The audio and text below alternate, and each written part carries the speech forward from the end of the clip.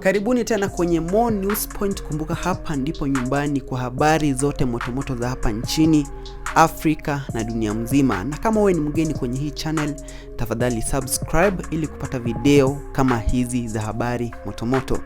Sasa kwenye ile video nilikuwa nimeweka hapo awali ya Bahati kusema kwamba aliacha gospel kwa sababu gospel imeoza. Sasa chairman wa gospel nchini Kenya, Ringtone amekuja na kurespond baada ya kusikiza ile maneno ambayo Bahati alikuwa anasema kwenye Jesse Junction. Hebu sikia vile ambavyo Ringtone anamwambia Bahati. Ayo, vipi. Huyu ni chairman wa gospel Mr. Ringtone. Na nimesikia watu wanasema, Bahati anasema eti ameacha gospel. Eti kwa sababu gospel ni mbaya. Eti gospel iko na roho chafu.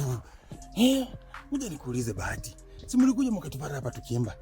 Sisi akina Dadio, akina Juliet, akina Rapton, akina Esther, tulikuwa hapa tunaimba.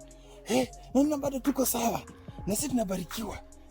Nyinyi mlikuja hapa mkafikiri ni biashara. Bahati mlifikiri ni showbiz. Hii ni bongo flavor.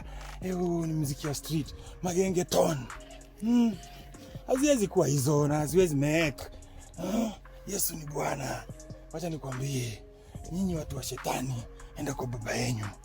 Yesu hamjui nguvu za Yesu. Yesu hajai wafanyia, hamheshimu. Tazo yenu mnamwacha tu. Endeni kwa baba yenu. Sisi tunajua Yesu ni nani. Hayo ndiyo maneno ya Ringtone kwa Bahati. Hebu comment hapo chini maoni yako vile unafikiria, na usahau kusubscribe, kulike hii video na kushare, na tupatane wakati mwingine kwa update nyingine moto. Na kabla hujaondoka, subscribe ili kupata video zingine moto kama hizi, na kumbuka kunifollow Instagram @mcmo Kenya, na ndarudi na habari zingine.